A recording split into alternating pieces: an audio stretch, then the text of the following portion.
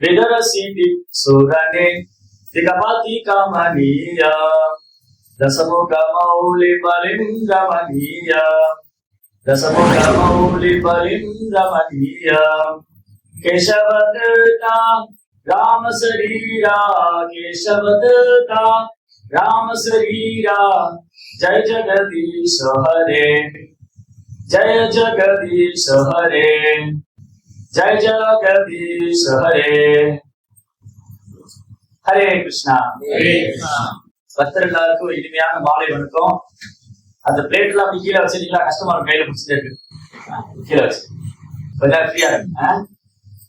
ஓகேவா? ஸ்டார்ட் பண்ணலாமா? சோ இன்னைக்கு வந்து சனிக்கிழமை சத்சங்கத்துல வந்து கலந்துட்டு இருக்கிற எல்லா பக்தர்களும் என்னுடைய பணிவான நமஸ்காரம்.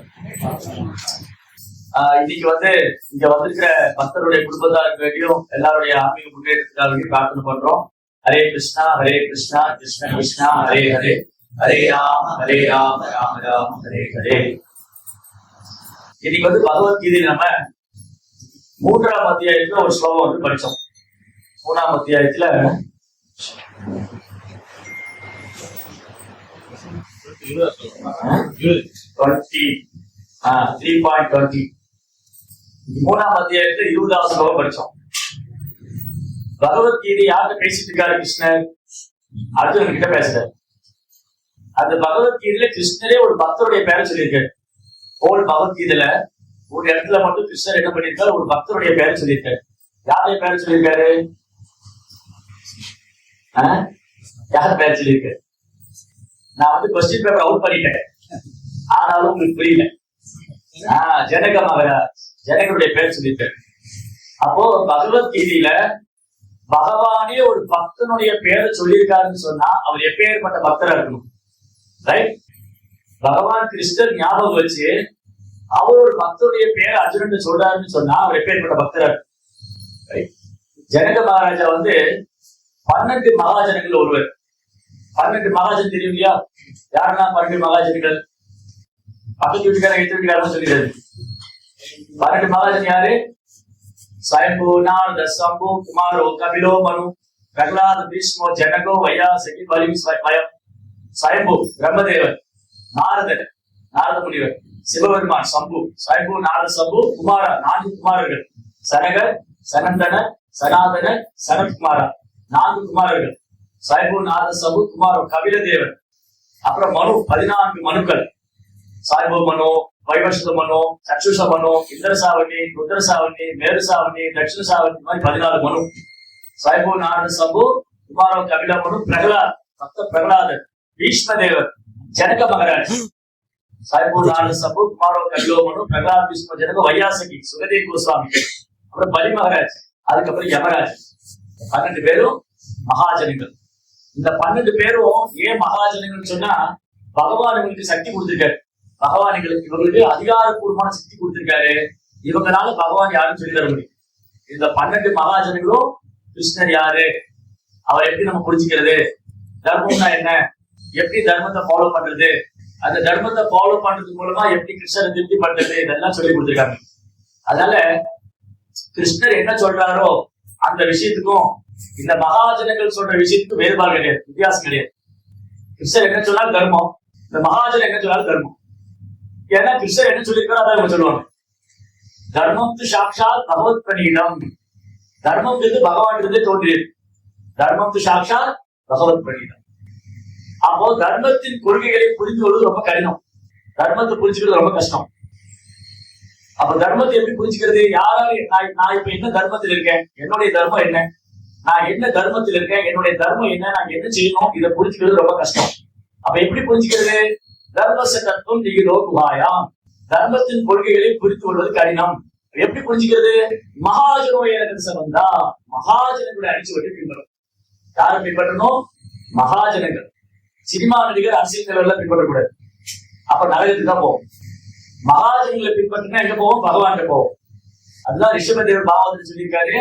என்ன சொல்லியிருக்காருன்னா, மகசேவம் துவாரமாபூர்த்து முக்தே தமோதாரம் ஜோஷிதாம் சங்கி சங்கம். பக்தர்களோட சங்கம் வச்சுக்கும் போது நமக்கு சொர்க்கத்துக்கான, அதாவது ஆன்மீக லோகத்துக்கான கதவு திறக்கு. பக்தர்களோட சங்கம் வச்சுக்கிட்டா மோட்சத்துக்கான கதவு திறக்கு. பக்தர் அல்லாதவங்க பெண்களோடு சங்கத்துல இருக்கக்கூடிய சங்கம் வச்சுக்கிட்டா நரகத்துக்கான கதவு தரும். எந்த கதவு வழியா போகிறது நம்ம தான் முடிவு பண்ணணும். பகவானுடைய உலகத்துக்கு போகணுமா இல்ல நரகத்துக்கு போகணுமா? அப்ப நம்ம யாரோடு சங்கம் வச்சுக்கிறோமோ அது தீர்மானிச்சிடும் நம்ம எங்க போறோம் அப்படின்னு. நம்ம யாரோட சங்கம் வச்சுக்கிறோமோ அது கன்ஃபார்ம் பண்ணி நம்ம எங்க போறோம். ஏன்னா என்னுடைய மனசு இருக்கு இல்லையா, என்னுடைய மைண்ட் நான் யாரோடு சங்கம் வச்சுக்கணும் அதுதான் பிரதிபலிக்கும். மனது ஒரு கண்ணாடி மாதிரி. கண்ணாடி முன்னாடி போய் நின்னா நம்ம கிட்ட என்ன இருந்தது அப்படியே காமிக்கும். கூட்டி பெருக்கெல்லாம் காமிக்காது, நம்மள அப்படியே கொஞ்சம் அழகெல்லாம் படுத்தி காமிக்காது. நான் எப்படி இருக்கணும் அப்படிதான் கண்ணாடி காமிக்கும். அந்த மாதிரி மனது ஒரு கண்ணாடி மாதிரி. நம்ம யாரோடு பழகிறோமோ அதை ரெஃப்ளெக்ட் பண்ணுவோம், அது பிரதிபலிக்கும். ரைட்? அப்ப மகாஜனங்களை பின்பற்ற வேண்டும். அதான் கிருஷ்ணர் இங்க ஜனக மகாராஜாவை பத்தி சொல்லியிருக்காரு. அர்ஜுனா, நீ யாரை பின்பற்ற வேண்டும்? ஜனகரை போன்றவரை பின்பற்ற வேண்டும். கர்மனைவ சம்சித்தியும் கர்மனைவ சம்சித்தியும் ஆசிதா ஜனகாதயக லோக சங்கிரகமே பாவி சம்பஷன் கர்த்து மர்கசி. Kings such as Janaka attained perfection solely by performance of prescribed duties. Therefore, just for the sake of educating the people in general, you should perform your work. நீ உன் கடமையை செய்யணும். அது உதாரணம் வேணுமா? நீ ஜனகரை மாதிரி ஆளை ஃபாலோ பண்ணணும். ஜனகரை பத்தி இவ்வளவு சொல்லியிருக்காரு கிருஷ்ணா. அப்ப ஜனகர் யாரு? ஏன் அவரை பத்தி நாம் தெரிஞ்சுக்கணும்? ஜனகருடைய வாழ்க்கைக்கும் நீங்க சொல்லிக்கிற தலைப்புக்கு என்ன சம்பந்தம்? எனக்கு என்ன தலைப்பு கொடுத்துருக்காங்க? சீதா கல்யாண வைபோகமே. சீதா கல்யாணம். சீதா கல்யாணத்துக்கு ஜனருக்கு என்ன சம்பந்தம் இருக்கா? இருக்கு. என்ன சம்பந்தம் இருக்கு?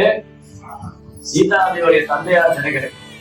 ஜனகருக்கு குழந்தையா வந்ததுனால சீதாதேவிக்கு ஜானகின்னு பேர். சீதாதேவிக்கு ஜானகின்னு ஒரு பேர்.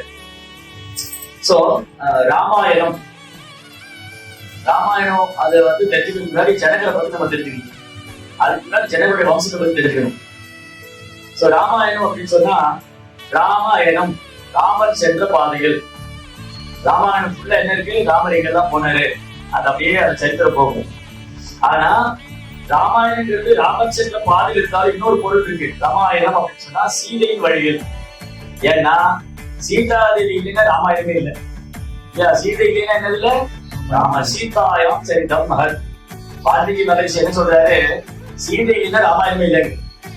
அதனால சீதை தான் ரொம்ப முக்கியம் ராமாயணத்துல.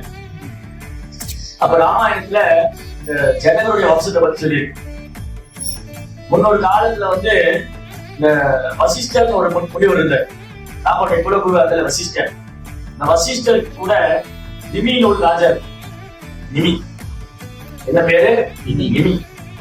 நிமிங்கிற ராஜா ரகுவம்சத்துல வந்தவர். அப்போ அவர் ஒரு நாள் யாகம் பண்றாரு. நிமி ராஜாவுக்கு யாகம் பண்ணும் போது வசிஷ்டர் யாகம் கூப்பிட்டுருக்காரு. நீங்க யாகம் நடத்தி கொடுங்க. ஒரு பிராமணன். வசிஷ்டர் பிராமணன், பிரம்ம ரிஷி.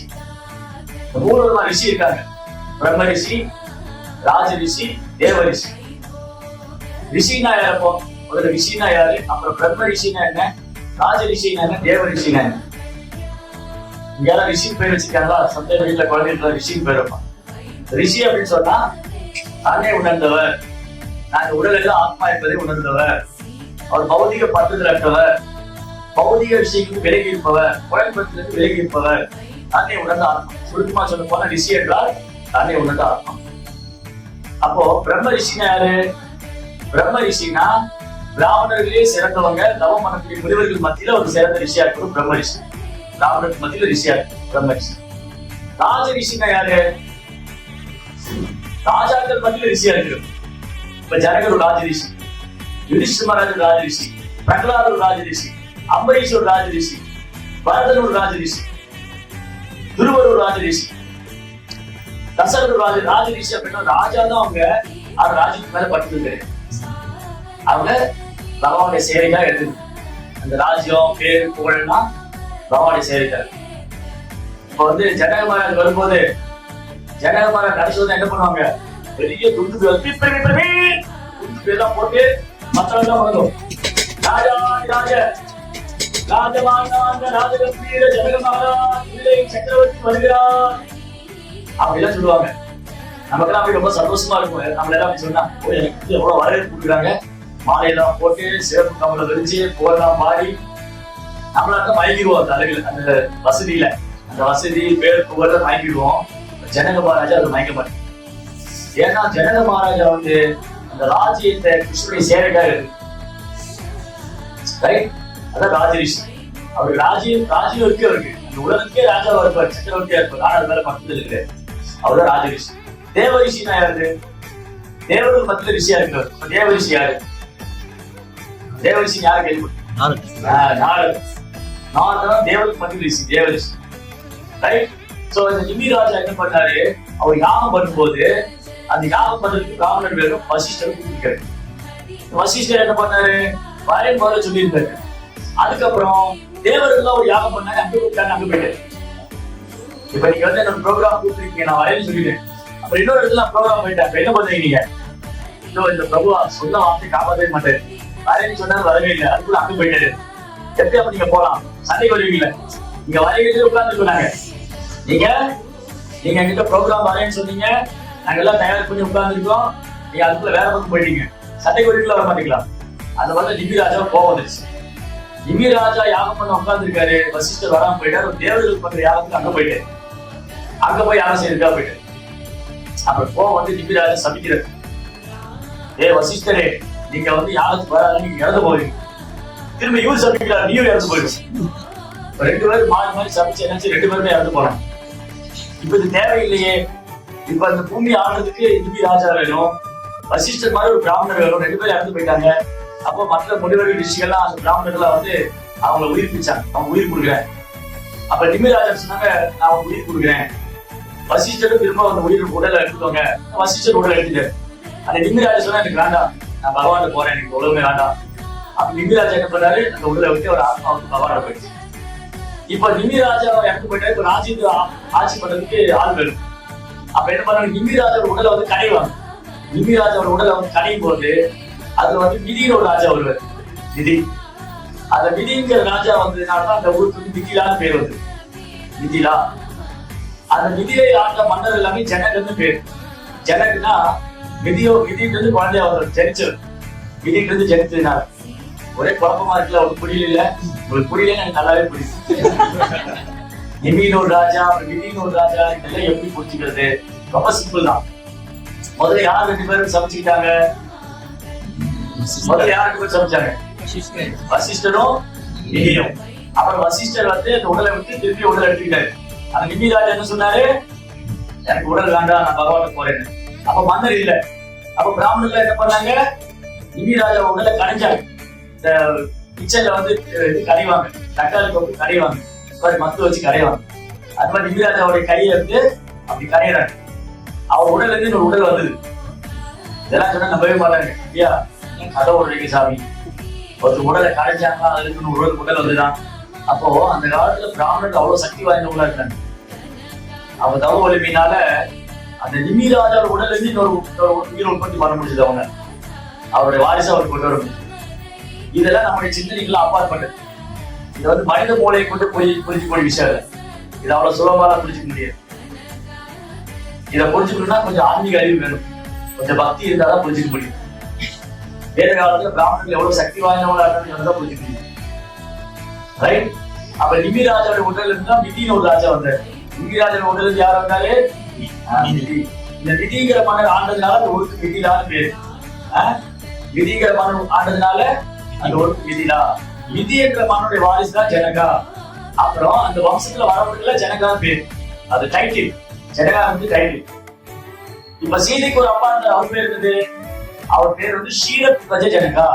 அவர் பேர் இருந்தது, ஆயிலே வரமாட்டேங்குது, ஷீரத்வஜ ஜனகா. ஷீரத்வஜ ஜனகா அவர்தான் சீதையோட அப்பா. அந்த மிதிலையோடைய மிதிலா தான் கேப்டன். மிதிலா வந்து நேபாள் பக்கம் இருக்கு. மிதிலா தான் கேபிட்டல்.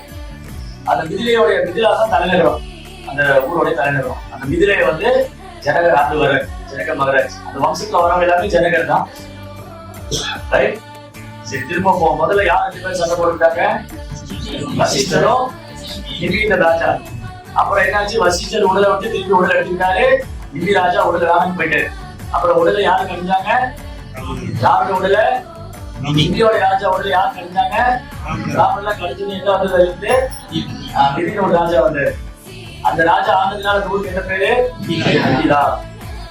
அப்புறம் அந்த அந்த ஐயா அவருடைய பையன் வந்து அந்த மிதியின் ராஜாக்கு அவருக்கு ஜனனம் பண்ணதுனால அவருக்கு புத்தர்கள் வந்ததுனால அந்த புத்தர்களுக்கு வந்து ஜனகன்னு பேரு ஜனிச்சவங்க.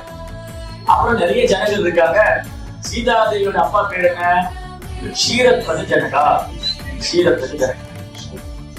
சோ இப்படி மிதிலா வந்து ரொம்ப ஃபேமஸ், ரொம்ப ஒரு சிறந்த கேபிட்டல், ரொம்ப உயர்ந்த தலைநகரம். அங்க நல்ல மிதிலால வந்து மிதில ஜனங்களுக்கு வந்து பயமே கிடையாது. மிதிலாவோட ஜனங்களுக்கு பயமே கிடையாது. அப்புறம் அங்க பஞ்சம் கிடையாது, வறட்சி கிடையாது, தொற்று வியாதி கிடையாது, திருடர் பயம் கிடையாது, கொள்ளையர்கள் கிடையாது. இதெல்லாம் இல்லவே இல்லை. ஏன் இதெல்லாம் இல்ல? ஏன் அந்த மிதிலால திருடர்கள் பயம் இல்ல, பஞ்சம் இல்ல, வறட்சி இல்ல, தொற்று வியாதி இல்ல, மக்கள் நிம்மதியா இருக்காங்க, தானியங்கள்லாம் நல்லா கிடைச்சது, எல்லா வசதியும் இருந்தது. அங்க இல்லைன்னு இல்ல. அங்க என்னெல்லாம் இல்லைன்னு இல்ல, அங்க தானியங்கள் இல்ல, அல்ல நல்ல செல்வம் இல்ல, இதெல்லாம் இல்லவே இல்லை. அப்ப அங்க என்ன இல்ல? திருடர்களுடைய பயம் இல்ல, கொள்ளையர்களுடைய பயம் இல்ல. ஏன் இதெல்லாம் இல்ல? எதனால? எப்படி எல்லாமே கிடைச்சது மிதிலால உங்களுக்கு? எந்த ராஜா? ஜனக மகாராஜ் ஆண்டதுனால அந்த மக்களுக்கு பயமே இல்லை.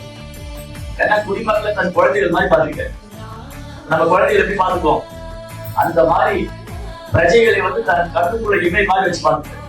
கண்ணு இமை காக்குது மாதிரி, இந்த கண்ணு வந்து இமை காக்குது இல்லையா, தூசி எல்லாம் வந்துடாம. அந்த மாதிரி ஜனக மகாராஜா வந்து தன் பிரஜைகளை அன்போட பாத்துக்கிட்டாரு. அதனால அவர் ராஜ்யத்துல வந்து பஞ்சம், வறட்சி, பட்டி, நோய் எல்லாம் கிடையாது. ஜனக மகாராஜ் என்ன பண்ணுவாரு? யாகம் பண்ணுவார், நிறைய தானம் பண்ணுவார். அப்ப யாகம் பண்றதுக்கு முன்னாடி அந்த நிலத்தை வந்து ஏற்கலப்பை வச்சு உழுவார். யாகம் பண்றதுக்கு என்ன பண்ணுவாரு? நிலத்தை வந்து உழுது அதை தூய்மைப்படுத்தணும். நீங்க ஏற்கலப்பை பாத்துருக்கீங்களா? அதான் அரிய வகை பொருள் தான், பாத்துக்க மாட்டோம். நீங்க எல்லாம் என்ன பாக்குறாங்க? மொபைல் ஸ்டாண்ட் தான் பாத்துக்காங்க. ஏற்கலப்பை எல்லாம் பாத்துக்க. ஏற்கலப்பை யார் வச்சுப்பா? பல்ராம் கையில ஏற்கலப்பை. அந்த ஏற்கலப்பைக்கு அது முன்னாடி ஒரு டிப் இருக்கும். அந்த டிப்பு அது முன்னாடி ஒரு கூர்மையா இருக்கும். ஏர் கலப்பையில, கலப்பையில வந்து விவசாயிகளா வச்சிருப்பாங்க. அந்த ஏர் கலப்பையில முன்னாடி ஒரு கூர்மையா இருக்கும். அதை வச்சு நிலத்தை உழுவாங்க. ரெண்டு கால மாடுல அந்த ஏர் கலப்பையை பூட்டி, நீங்க பாத்துருக்கீங்களா? அதெல்லாம் நீங்க எல்லாம் பாக்குறீங்க. டிராக்டர் வச்சு உழுதுட்டு இருக்கான், டிராக்டர் வச்சு ஓடுறான். அன்னைக்கு வந்து காலையில வச்சு நிலத்தை உழுவாங்க. அப்போ ஜனகர் என்ன பண்ணுவாரு? இந்த ஏர் கலப்பை வச்சு நிலத்தை உழுவாரு. அப்படி உழுதுட்டு இருக்கும் போது அந்த ஏர் கலப்பை மண்ணுல மாட்டிக்கிச்சுன்னு வச்சுக்கலேன், அதை எடுக்கிற வரைக்கும் ஜனகர் நிறுத்திட்டு போய் அந்த ஆளுகள் எடுத்து அதை கிளீன் பண்ற வரைக்கும் அவர் போய் தானம் கொடுத்துருப்பாரு. தங்கம், வைரம், ஆபரணம், வள்ளி நகைகள் எல்லாம் யார் என்ன வந்து கேட்டாலும் நிலங்கள் எல்லாம் தானம் கொடுப்பாரு. திரும்பி வந்து நிலத்தை விடுவார். அப்படி யாரும் செய்வார்? பிராமணர்களை வச்சு நல்லா எக்க பண்ணி பகவானை சந்தோஷப்படுத்துவார். ஜனக மகாராஜுடைய ஒரு செயலும் எதுக்காக? கிருஷ்ணனை சந்தோஷப்படுத்துறதுக்காக. ஜனக மகாராஜ் என்ன பண்ணுவாரு? கிருஷ்ணாவை சந்தோஷப்படுத்துவார். அப்போ ஒரு நாள் ஜனகர் என்ன பண்ணாரு?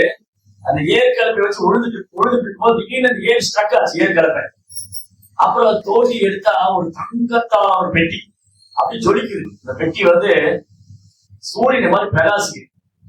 அந்த பெட்டியை திறந்தா அதுக்குள்ள ஒரு அழகான குழந்தை, அப்படியே தங்க பொம்மை, தங்கத்திலான தங்கத்தை உருக்கி காய்ச்சி பண்ண மாதிரி ஒரு குழந்தை. அப்படி கண்கள்லாம் தாமரைகள் மாதிரி இருக்கு, தலைமுடியில சுள்ளா இருக்கு. அந்த குழந்தை அப்படியே சூரியனுக்குள்ள பிரகாசிக்குது. யார் அந்த குழந்தை? அவங்கதான் சீதா. அவங்க சீதா ஏன் பேர் வந்தது? இந்த ஏற்கலப்பை நுனிபாகத்துக்கு சீதான் பேரு. ஏற்கலப்பையோடைய நுனிபாகத்தும் அதுல இருந்து தோன்றியதுனால அந்த நிலத்தை தோண்டும் போது ஏற்கலப்பை நுனிபாகத்துல அந்த பெட்டி கிடைச்சு, என்னோட ஆச்சரியமான பெட்டியா இருக்கே, அப்படியே தங்கத்தான பெட்டி ஜொலிக்குது. அந்த பெட்டியை திறந்து அதுக்குள்ள ஒரு தங்க கலர்ல ஒரு பொண்ணு, ஒரு குழந்தை. ஜனகர் அப்படியே அந்த குழந்தைய எடுத்து மாறு போட்டு தள்ளிக்கிட்டாரு. இது கிருஷ்ணர் எனக்கு கொடுத்த பரிசு, பகவானுடைய கருணை. அப்ப சீதாதேவி நம்மள எப்படி பிறந்தோம்? ஒரு அம்மாவோட வயிற்றுக்குள்ள போய் மூச்சு விட முடியாம இங்க திரும்பி அங்க திரும்பி கஷ்டப்பட்டு கடைசியில் தலை உப்புற வெளியே வந்து விழுந்தோம். ஒரு ஜீவாத்மா எப்படி பிறக்கும் தெரியுமா? நம்ம எல்லாம் எப்படி இருக்கோம்னா, அம்மாவுடைய வயிறு எவ்வளவு இருக்கும்? இவ்வளவுதான் இருக்கும். அம்மாவோட வயிற்றுக்குள்ள ஒரு கருப்பை, அந்த கருப்பை இவ்வளவுதான் இருக்கும். இந்த கருப்பைக்குள்ள லைட் கிடையாது, அங்க ஏர்கான் கிடையாது, அங்க ஒரு பெருசு ஃபேன் கூட எதுவுமே கிடையாது. ஃபேனுக்கு எலக்ட்ரிசிட்டி கிடையாது. எலக்ட்ரிசிட்டி இல்லாதப்ப இங்க ஏர்கான் போடுறாங்க. அங்க ஒரே இருக்கா இருக்கு. அப்புறம் இந்த அம்மா என்ன பண்ணுவா? நல்ல காரம் போட்டு நாசிலாம சாப்பிட்டா அந்த குழந்தை உடம்பெல்லாம் எரியும். அந்த குழந்தை வயிற்றுக்குள்ள இருக்குல்ல, அந்த வயிற்றுக்குள்ள போய் மசாலா எல்லாம் போகும். மீகோ மீகறி கவு எல்லாம் சாப்பிட்டு இந்த குழந்தைக்கு உடம்பெல்லாம் எரியும். அது தாங்க முடியாம குழந்தை வந்து இங்கேயும் அங்கேயும் மூவ் ஆகும் வயிற்றுக்குள்ள. இந்த பக்கம் போகுது. அம்மா போய் அவன் கணவர்கிட்ட சொல்ல, பாருங்க நம்ம குழந்தை இங்கிருந்து அங்க போறாங்க. அது பாவம் கஷ்டப்பட்டுச்சுக்குள்ள. அவன் இவருமே சந்தோஷம், குழந்தை வந்து பாருங்க அது பாவம் எப்படா வெளியே வருவோன்னு கொஞ்சம் யோசிச்சு பாருங்க. இந்த ரூம்ல எவ்வளவு ஃபேன் ஓடுது. இந்த ஃபேன் எல்லாம் அடைச்சிட்டு ஏசி ஏர்கான் ஆஃப் பண்ணி லைட் எல்லாம் ஆஃப் பண்ணி எல்லாம் கப்புத்துக்குள்ள அடைச்சிட்டு இங்க ஒரு 100 பேரை உள்ள அமுத்தி விட்டோம். மூச்சு விடனா செத்தே போயிடும் இல்லையா, மூச்சே விட முடியும் இல்லையா. அந்த கண்டிஷன் தான் அம்மாவோட வயிற்றுக்குள்ள நம்ம இருந்தது. அம்மாவோட வயிற்றுக்குள்ள இருக்கிற ஜீவாத்மா வந்து பாகவதம் 3ஆம் ஸ்கந்தத்துல இருக்கு. ஸ்ரீமத் பாகவதம் 3ஆம் ஸ்கந்தத்துல கபில வாசுதேவர் தேவகுதியோட பையன் பகவானுடைய அவதாரம் கபில வாசுதேவர் சொல்றாரு, வயிற்றுக்குள்ள குழந்தை எப்படி இருந்தது அம்மாவோட வயிற்றுக்குள்ள. அப்ப ஸ்கேனிங் மிஷின் கிடையாது, ஸ்கேன் பண்ணி எல்லாம் பார்க்க வேண்டிய அவசியம் இல்ல. கபில தேவர் தன்னுடைய ஞானத்துல சொல்றாரு இந்த குழந்தை எப்படி இருக்கும் உள்ள வயிற்றுக்குள்ள. 5000 வருஷத்துக்கு முன்னாடி எந்த ஒரு ஸ்கேன் மிஷினும் இல்லாம வயிற்றுக்குள்ள குழந்தை எப்படி டிரான்ஸ்பர் ஆகுதுங்கிறத பாகவத்தில் சொல்லி, no need MRI scan CT scan ஒரு ஸ்கேன் தேவை. 5000 வருஷம் சொல்லியிருக்கு வயிற்றுக்குள்ள இருந்த குழந்தை முதல் மாசம் எப்படி இருந்தது, 2வது மாசம் எப்படி இருந்தது, 3வது மாசம், 4வது மாசம், 7வது மாசம் குழந்தைக்கு முழு உருவம் கிடைக்கும். வயிற்றுக்குள்ள அம்மாவோட வயிற்றுல ஒரு சின்ன கரு, அந்த கரு வந்து படிப்படியா வளர்ந்து ஒரு பிட்ட மாதிரி ஆகி அதுக்கப்புறம் கொஞ்சமா வளர்ச்சி அடைஞ்சு கை கால் தான் முளைக்கும். 7வது மாசத்துல கண்ணு நகம் அதெல்லாம் அந்த எல்லா உறுப்புகளும் வந்துடும்.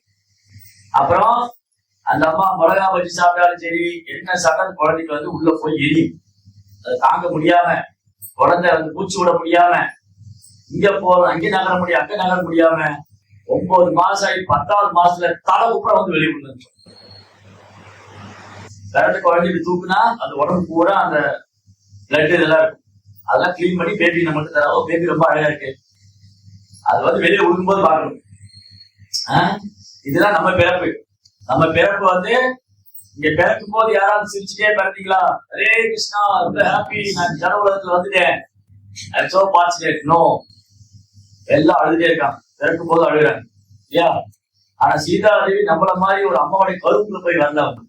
ஏன்னா அவங்க வந்து பூமாதேவி, சாட்சா லட்சுமி தேவி. அவங்க பூமியில இருந்து அப்படி மேல வந்தாங்க. ஜனக மகாராஜன் குழந்தைய அழைச்சிட்டு போய் அவங்க மனைவியில கொடுத்து அவங்க குழந்தையா வளர்க்குறாங்க. யாரு? சீதாதேவி. ஜனக மகாராஜோட அரண்மனையில ஒரு பெரிய வில்லு இருக்கு, சிவதனுஷ், பெரிய வில்லு. அந்த சிவதனுஷ் இருக்கு இல்லையா, அந்த சிவதனுஷ் தூக்கணும்னா 5000 பேர் சேர்த்து தூக்கணும், ஒரு ஆள்லாம் தூக்க முடியாது. பிரம்மாண்டமான வில்லு. அந்த சிவதனுஷே வந்து சுந்தா பாட்டாங்க பர்டிஸ் தூரம் வரும், அவ்வளவு பெரிய வில்லு. அவ்வளவு பேர் சேர்த்து தூக்கினாதான் தூக்க முடியும். அது யார் யூஸ் பண்ணா? அது சிவபெருமான் பயன்படுத்தின வில்லு. ஒரு நாள் விஸ்வகர்மா என்ன பண்ண, விஸ்வகர்மா தெரியுமா, அவர் தான் வந்து டெமிகாடோட ஆர்கிடெக்ட், தேவர்களுடைய கலை, இந்த தேவர்களுக்கு மாளிகை எல்லாம் கட்டுறது, அரண்மனை எல்லாம் கட்டுறது விஸ்வகர்மா. கோயிலு ஒரு பெரிய ஆர்கிடெக்ட் விஸ்வகர்மா, தேவர்களுடைய இந்த கட்டிடக்கலை நிபுணர் தமிழ்ல சொன்னார். அவர் வந்து 2 வில்லு பண்ணார், ஒன்னு சிவதனுஷ், விஷ்ணு தனுஷ். சிவதனுஷ் வந்து அவர் சிவபெருமான கொடுத்தாரு, அந்த ஒரு வில்லு பண்ணி சிவபெருமான், அதாவது சிவபெருமான் கொடுத்ததுனால சிவதனுஷ். யார் அந்த வில்லு பண்ணா? விஸ்வகர்மா வந்து ஒரு பெரிய வில்லு பண்ணார். தங்கம், வைரம், வைடூரியம், ஆபரணங்களான வில்லு. சும்மா மரக்கட்டையில எல்லாம் பண்ணல, அது ஃபுல் மேட் ஆஃப் கோல்டு. தங்கத்திலேயே ஒரு தனுசு பண்ணி அதை வந்து சிவபெருமான் கொடுத்தாரு, இது சிவதனுஷ். அப்புறம் ஒரு தனுசு வந்து விஷ்ணு கொடுத்தாரு, விஷ்ணு தனுஷ். அதான் பரசுராமர் வச்சிருந்தாரு. இந்த சிவதனுஷ் இருக்கு இல்லையா, அதை வச்சுதான் சிவபெருமான் வந்து திரிபுரான்னு ஒரு ஆட்சி சண்டை போட்டார், திரிபுராசுரனை வதம் பண்ணார் சிவதனுஷ் வச்சு சிவபெருமான். அது எப்படி ஜனகமாரோட அரண்மனைக்கு வந்து சிவபெருமான் வச்சிருந்தார், சிவதனுஷ் வந்து சிவபெருமான் வச்சிருந்தார். அப்புறம் ஒரு காலத்துல ஜனகரோட முன்னோர் ஜனக மகாராஜன் மேல சீதாவுடைய அப்பா, அவருடைய முன்னோர் ஒருத்தர் வந்து தேவவிரதன் ஒருத்தர் இருந்தார். தேவராஜன் தேவவிரதன் பேரு.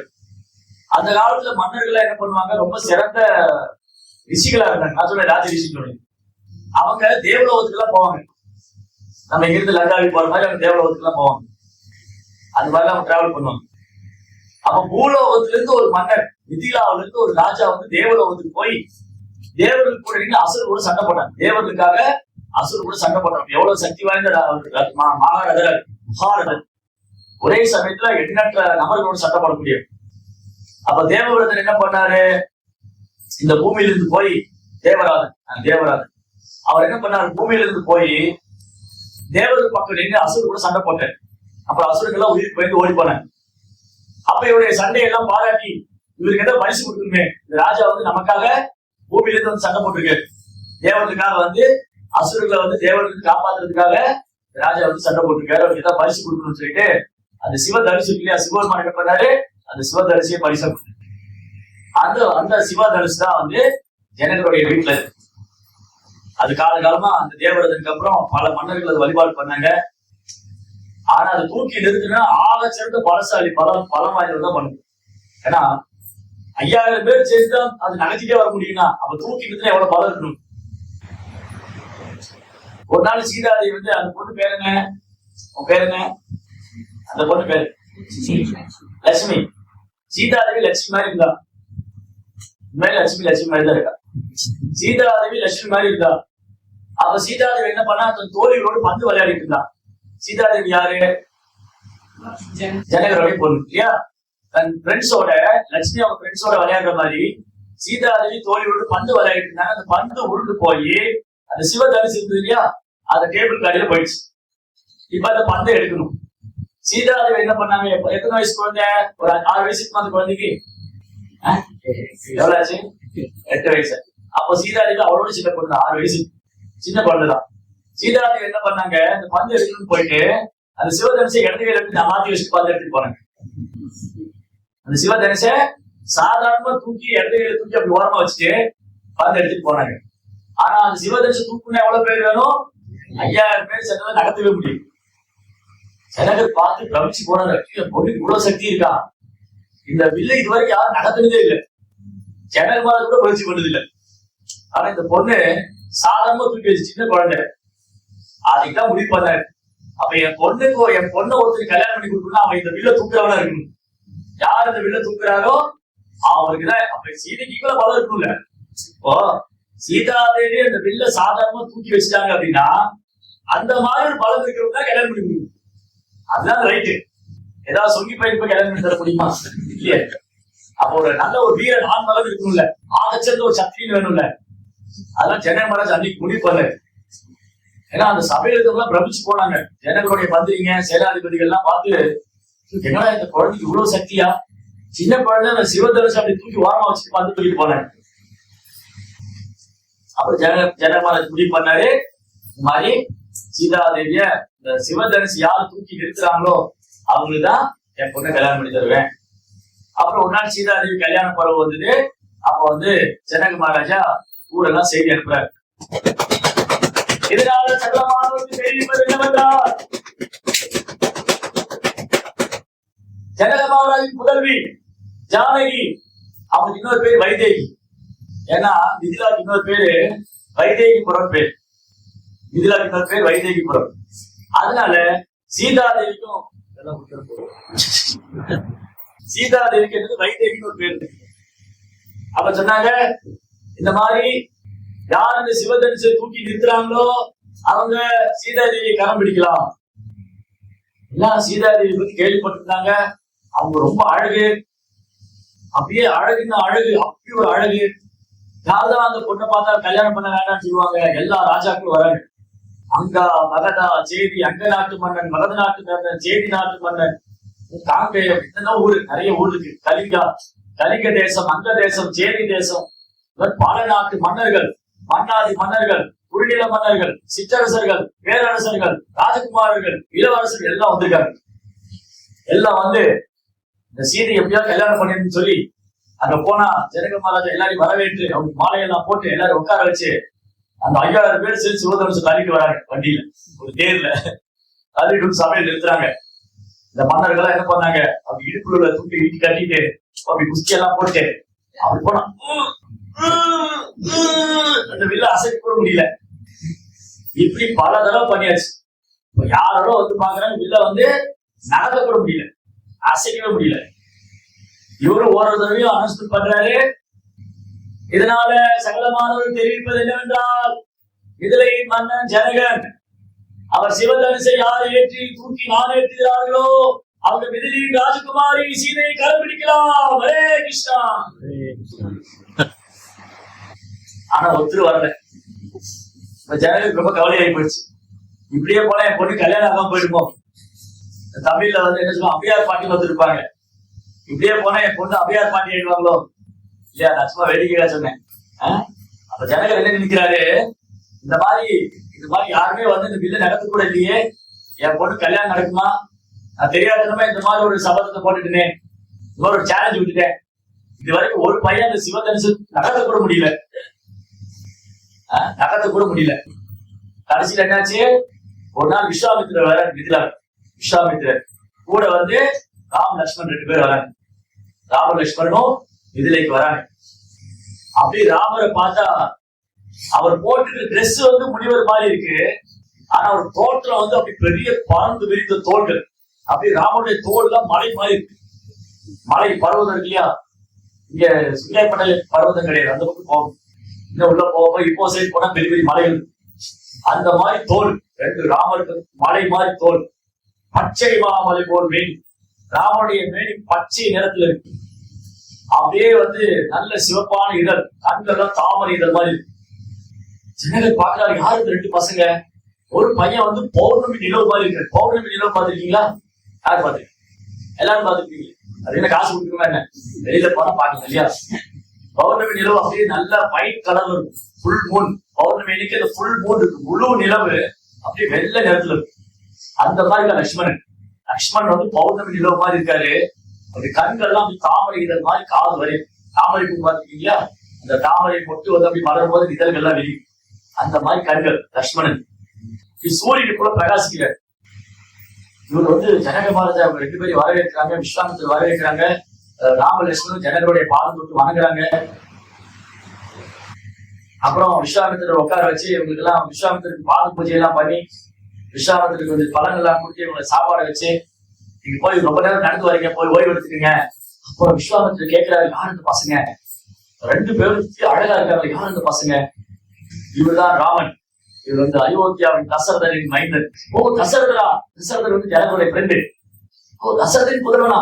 ஆமா, நான் கேள்விப்பட்டேன், தசரதர் 4 பசங்க இருக்காருன்னு கேள்விப்பட்டிருந்தேன்.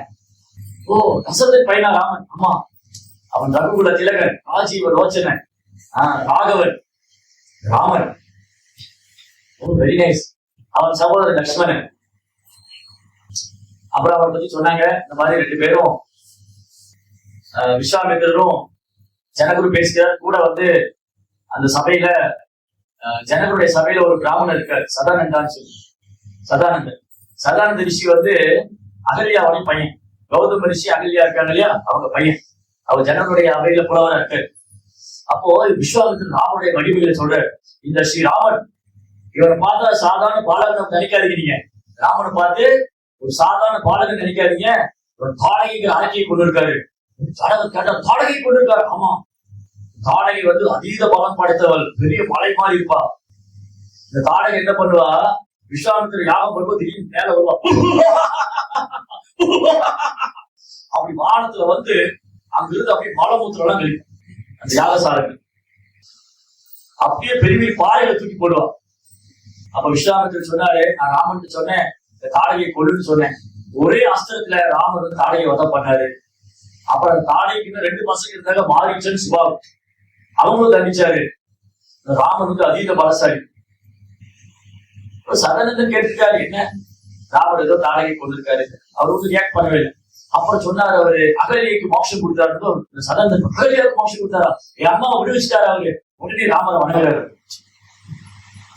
இந்த ராமர் வந்து அதீத பலம் படைத்தவர் தான்.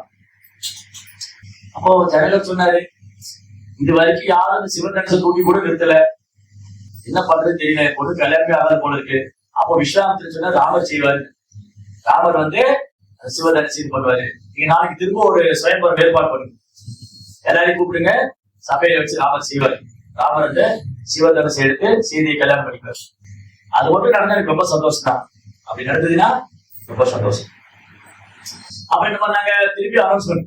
இதனால சகலமானவர் தெரிவித்தார், இதுல என் சக்கரவர்த்தி. இதை நிறைய தடவை கேட்டாச்சு, இங்க யாரும் ஒரு தடவை போய் நடத்த கூட முடியல. அப்படியே வராங்க. ஏன்னா சீதையை வந்து அவ்வளவு அழகு. அவங்க யாராவது சீதையை கல்யாணம் பண்ணிட மாட்டோமான்னு இந்த மன்னர்கள்லாம் வந்திருக்காங்க. அதனால சில நேரம் என்னன்னா, அந்த கோவப்பட்டு மிதிலை மேல போரே கொடுத்துருக்காங்க. ராஜா வந்து வேணுமே இந்த ஒரு காம்படிஷன் வச்சு நம்மளை சீட் பண்றாருன்னு சொல்லி ஒரு யுத்தத்துக்கெல்லாம் வந்திருக்காங்க மன்னர்கள்லாம். இந்த முறை வந்து விஸ்வாமித்திரர் சொல்ற, ராமா நீ போய் இந்த சிவதனுசு எடுத்துரு, அதை எடுத்து நான் எடுத்து இந்த தனுசுல வந்து கை கட்டுவாங்க அம்பு வைக்கிறது. அப்ப ராமர் என்ன பண்ணாரு, விஸ்வாமித்திரருக்கு நமஸ்காரம் பண்ணிட்டு ஜனகருக்கு நமஸ்காரம் பண்ணிட்டு அப்படி போய் அந்த சிவதனுசு சுத்தி 3 தடவை சுத்தி வந்து பிரார்த்தனை பண்ணிட்டு அப்படி பாக்குறாரு. சபையில எல்லாம் பார்த்துட்டு என்ன நடக்க போகுது, இவர் மட்டும் என்ன தூக்குவா போறாரு, எல்லாம் பார்த்துட்டு ஜனகர் பாக்குறாரு நடக்குமா, ராமர் தூக்கிடுவானா. லக்ஷ்மணனுக்கு தெரியும், ராமருக்கு எல்லாம் ஒரு பெரிய விஷயம். ராமருக்கு வந்து பெரிய அவர் முழுமுதல் கடவுள், இதெல்லாம் ஒரு பெரிய விஷயமே இல்ல. லக்ஷ்மணன் அப்படி கூட உட்காந்துருக்காரு, எல்லாரும் ஆச்சரியமா பார்த்துட்டு இருக்காங்க. ராமர் என்ன செய்ய போறாரு.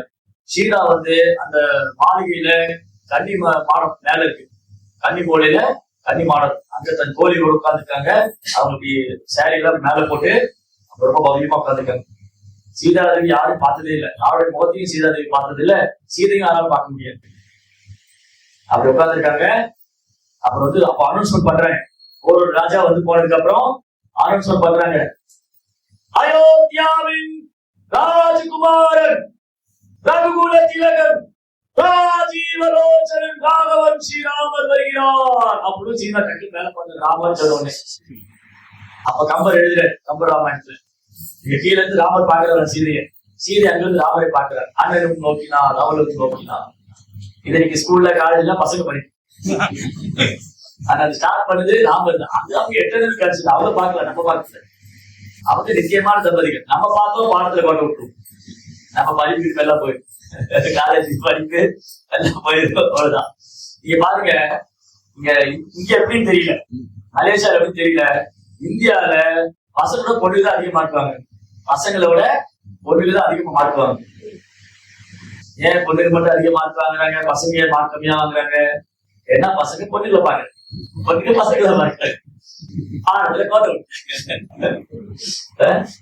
இங்க அப்படி இல்ல, இந்த நீலை வந்து தெய்வீகமான. ராமர் போய் அந்த சிவதனுசு அப்படி தூக்கி நிறுத்துற, சிவதனுசு தூக்கி நிறுத்தினா எல்லாம் ஆச்சரியமா பாக்குறாங்க, இதுவரை யாரும் நடத்துனதே இல்லை. அப்புறம் விஸ்வாமித்திரர் அனுமதி வாங்கிட்டு அந்த சிவதனுசு அப்படி கையில போட்டு கட்டுறாரு, மேலே கீழே கையில் போட்டு கட்டும் போது அப்படி அதை இழுக்கிற, அந்த கையில் இழுக்கும் போது அந்த வில்லு வந்து வில்லு இப்படி இருக்கும், மேலே கீழே இப்படி போகும்போது வில்லு வளையும், 2 பக்கம் வளைஞ்சு உடஞ்ச உடனே அந்த சபையில ஒரு பூகம்பமே வச்சுப்பாரு. இந்த நாற்காலில உட்கார்ந்து இருந்த அந்த சிம்மாசனம் உட்கார்ந்து இருந்த ராஜாக்கெல்லாம் தரையில விட்டு போயிட்டாரு, எல்லாம் மயங்கி பூகம்பம் தான் வந்துச்சு, மயங்கி விழுந்தாரு. சீதாதேவி, ஜனகர், லக்ஷ்மணன், விஸ்வாமித்திரர் தவிர ராமர் தவிர எல்லாம் கீழே விழுந்து, ஏதோ பூகம்பம் தான் வந்துச்சு. அவ்வளவுதான், தேவர்கள் ஆகாசத்துக்கு பூக்களை மழையா பொழிதாங்க. ஜெய் ஸ்ரீ ராமச்சந்திர பிரபு கி, ஜெய் ஸ்ரீ ராமச்சந்திர பிரபு கி, ஜெய் ஸ்ரீ ராமச்சந்திர பிரபு.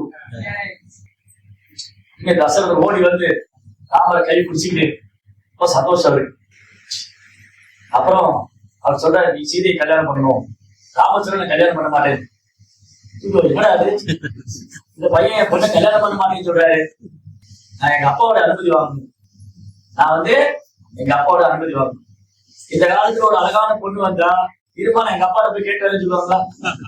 ஒரு பையனை பார்த்து, ஒரு இளம் வாலிபன் ஒரு இளம் பொண்ணு பார்த்து, அந்த பொண்ணு ரொம்ப அழகா இருக்கு, நீங்க இருங்க எங்க அப்பா போய் கேட்டு வந்துடுறேன் அப்படின்னு சொல்லுவாரா? என்னடா பொண்ணுகளே வந்து பேச மாட்டீங்களா உட்காந்துருக்கா ஒருத்தர். இங்க சீதாதேவி ராமரை கல்யாணம் பண்ண தயாராக இருக்கின்றார். ராமர் சொல்லுகிறார், நான் வந்து என் தந்தையாரை கேட்க வேண்டும். ஜனங்களுக்கு ஒரே ஆச்சரியம், இவர் எப்படி, இவருக்கு வந்து எல்லா திறமையும் இருக்கு, ரொம்ப சிறந்த வீரம்லாம் வச்சிருக்காரு, ஆனா பாருங்க அப்பா கிட்ட எவ்வளவு பணிவா இருக்காரு. சரி எவ்வளவு தானே, நான் உங்க அப்பாவுக்கு செய்தி அனுப்புறேன், கவலைப்படாதீங்க, உங்க அப்பா உடனே வந்துருவாரு. அப்பா கல்யாணம் ஓகேவா? அப்பா வந்து சொன்னா ஓகே. உடனே செய்தி அனுப்புறாங்க, இந்த மாதிரி விதிலாவுக்கு உடனே வரணும், தசரத மகாராஜாவுக்கு விதிலால இருந்து செய்தி அனுப்புறாங்க. குதிரை போச்சு, விதிலால இருந்து தேர் போய் அயோத்தியால போனோடனே தசரதுக்கு சொல்றாங்க, இந்த மாதிரி நீங்க சீக்கிரம் வரணும், இந்த மாதிரி ஒரு ஃபங்க்ஷன் இருக்கு, உங்களை விதிலா உங்க நண்பர் ஜனகர் கூட்டிட்டு வர சொன்னாரு. இப்போ வந்து ராமருக்கு கல்யாணம் ஜனகர் கோபம், தசரதுக்கு கோபம், என்ன கேட்காம கல்யாணம் பிக்ஸ் பண்ணிட்டாங்க. ஏன் ஒரு வீட்டுல அப்பா வந்து அப்பாவை கேட்கவே பையன் கல்யாணம் பிக்ஸ் பண்ணிட்டாங்க எப்படி இருக்கும்? ஏன் உனக்கு யாரும் அந்த சுதந்திரம் கொடுத்தாரு சண்டைக்கு போயிடும். இப்பெல்லாம் போக முடியாது, இப்ப அப்பாவுக்கு மரியாதை தெரிஞ்சா பண்ணிக்கூடாது நல்லது. ஏன் இப்ப என்ன உன்னையெல்லாம் கேட்கணும் இல்லையாட்டுவான் இல்லையா? ஆனா அப்ப வந்து தசரதுக்கு ரொம்ப பணிவான மகன் ராமன். அப்பாவோட ஒரு வார்த்தைக்கு வேண்டி காட்டுக்கு போனவர் இல்லையா? அப்போ தசரதுக்கு சொல்றாங்க, இந்த ராமர் வந்து ரொம்ப அற்புதங்களை பண்ணியிருக்காரு. போய் ராமன் என்ன பண்ணா, அவர் தாரகை வதம் பண்ணியிருக்காரு. அப்படியா, தாரகை மகன் வதம் பண்ணானா, அது பண்ணார் இதை பண்ணார் சொன்ன உடனே தசரதுக்கு ரொம்ப சந்தோஷம். அப்புறம் சொன்னாரு, அந்த போனார் இல்லையா மிதிலா இருந்து, அவர் சொன்னாரு, ராமர் வந்து சிவதனுசு உடைச்சிட்டாரு. இன்னும் சிவதனுசு தூக்கவே முடியாது. இதெல்லாம் ராமர் பண்ணியிருக்காரா? அதனால ஜனகர் வந்து அவங்க பொண்ணு அவங்க பையன் கல்யாணம் பண்ணி ஆசைப்படுறாரு, உடனே முடிக்க வச்சுட்டாங்க. அப்ப வந்து தசரதர் கிளம்புறாங்க. ராமாயணத்துல என்ன சொல்லியிருக்குன்னா, ராமருக்கு கல்யாணம் மிதிலான்னு கேள்விப்பட்ட உடனே ஒட்டுமொத்த அயோத்தியாவும் கிளம்பி போயிடுச்சு. அயோத்தியா இருக்கிற குழந்தைங்க, பசுபாலுங்க, கண்ணுக்குட்டிங்க, பிராமணர்கள், வயதானவங்க, பெண்கள் எல்லாம் ஊரே கிளம்பிடுச்சு. அது எப்படி இருந்துதா ராமாயணத்துல எழுதிருக்கு. அந்த ஊர்வலத்துல முதல்ல தசரதர் போறாரு. அந்த பையனோட கல்யாணத்துக்கு வேண்டி முதல்ல தசரதர் வந்து ரதம் எடுத்துட்டு போறாரு. அப்புறம் கௌசல்யா, கைகை, சுமித்ரா, பரதன், சத்ருகனா, இது பெரிய ஊர்வலம். அந்த ஊர்வலம் எங்க இருந்ததா, மிதிலா வரைக்கும், அயோத்தியா வரைக்கும் ஊர்வலம் போயிட்டு. அந்த கடைசி ஆளுக்கு அயோத்தியா இருக்காரு. மிதிலா எங்க இருக்கு, அயோத்தியா எங்க இருக்குன்னா, மிதிலா வந்து நேபாள் பக்கம் இருக்கு, அயோத்தியா வந்து சென்டர்ல இருக்கு, இந்தியாவோட மத்தியத்துல இருக்கு. அவ்வளவு தூரம் ப்ரொசஷன் இருக்கு. அந்த மாதிரி வெறும் ஊர்வலமா நிறைய ஆபரணங்கள், உட்காசுகள் அடுத்து சீர்வரிசையில அடுத்துக்கிட்டு, வெறும் வண்டிகளா சேர்த்துக்கிட்டு, பெரிய பெரிய ரதங்கள் எல்லாம் சேர்த்துக்கிட்டு அவங்க அப்படியே ஊர்வலமா போனாங்க. ஒரு மிதிலா போன உடனே தசரதரும் ஜனகரும் 2 பேரும் கட்டி தழுவி, நண்பர்கள், பாலிய சிநேகிதர்கள் கட்டி தழுவி தசரதர் வரவேற்று ஆசனம் கொடுத்து சொன்னாங்க, இந்த மாதிரி ராமருக்கு கல்யாணம் பண்ணணும், ரொம்ப சந்தோஷமா இருக்கு. இப்ப வந்து சீதாதேவி ராமருக்கு மாலை போடணும். சீதாதேவி கையில மாலை வச்சுட்டு இருக்காங்க. ராமரும் ரொம்ப உயரமா இருக்காரு, எப்படி மாலை போடுறது, ராமர் குனிய மாட்டேங்கிறாரு, அப்படி நிக்கிறாரு.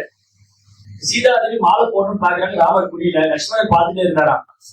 சீதாதேவி வந்து பிரபுக்கு மாலை போடணும்னு நினைக்கிறாங்க, குனிய மாட்டேங்கிறாரு. ஓடி போய் லட்சுமணன் ராமருடைய பாதத்துல விட்டாங்க. ராமருடைய பாதத்தை லட்சுமணன் தொட்டோடனே ராமர் குனிஞ்சு லட்சுமணன் தூக்கிறாரு.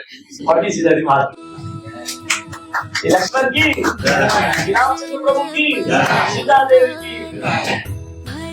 லட்சுமணன் எப்படி சேவை பண்ற மனப்பா இருப்பாரு. சீதாதேவிக்கு ராமருக்கு எப்படி சேவை பண்ற. உடனே ஓடி போய் ராமருடைய பாதம் தொட்டு வணங்கி, உடனே ராமர் வந்து லட்சுமணன் தூக்கி அனுப்பிச்சு போறாரு. சீதாதேவி மாலை போட்ட உடனே பெரும்பாலும் என்ன நினைச்சுன்னா, ஒரு கல்யாண வீட்டுல, இப்ப ஒரு வீட்டுல கல்யாணம் போகும்போது எல்லாம் கல்யாணம் நிறைய கிரஸ்ட் இருக்கு. அப்ப என்ன பண்ணுவாங்க, இந்த பெண்ணோட அப்பா இருக்கா இல்லையா, பொண்ணுடைய அப்பா வந்து பொண்ணு கைய பையன் கையில முடிச்சிருவாரு. என் பொண்ணு நீங்க கஷ்டம் எல்லாம் பாத்துக்கங்க, அதுக்கெல்லாம் பாத்துக்கங்க, பொண்ணு அழவே கூடாது. அதுக்கப்புறம் வாழ்க்கை கூட அழுவாங்க. 2 சொல்லி போயிட்டு என்ன சொல்லுவாங்க, என் பொண்ணு அழ வச்சுட்டாங்க. அந்த அம்மா கல்யாணம் பண்ணி அனிமல் சிரிச்சுப்பாங்க. அதுக்கப்புறம் வாழ்க்கை இவரு அழுதாரு, அவங்க இவங்க ஏன் அழுதான்னு அவருக்கு தெரியல. அவரே ஆக வந்து லைஃப்லாம் இருக்காங்க இல்லையா, இவரு கை பிடிச்சிட்டாங்க. அப்ப என்ன, அப்பா பொண்ணுடைய அப்பா என்ன சொல்லுவாரு, என் பொண்ணு வந்து உங்கள்கிட்ட ஒப்படைக்கிறேன், அந்த இதுல பழைய சினிமா பாட்டுல வரும், ஆனந்தா என் தங்கையை விட ஒப்படைக்கிறேன், அவன் கண் கலங்காமல் பார்த்துக் கொள்ள வேண்டும், கண்ணிலே பார்த்துக்கிட்டு ஆசை வளர்கிறது. அது மாதிரி இந்த பொண்ணோட அப்பா என்ன பண்ணுவாரு, பொண்ணோட கையை பிடிச்சு மாப்பிள்ளை கொடுப்பாரு. ஆனா இங்க என்ன நடக்குதுன்னா, ராமருடைய கையை பிடிச்சி சீதை கொடுக்குறாரு ஜனகர். ராமருடைய கையை பிடிச்சு சீதை கொடுத்து, சீதா நீ ராமனை நல்லா பாத்துக்கணும். பாத்தீங்களா, ஏன்னா ஏன் காரணம் சொல்ற.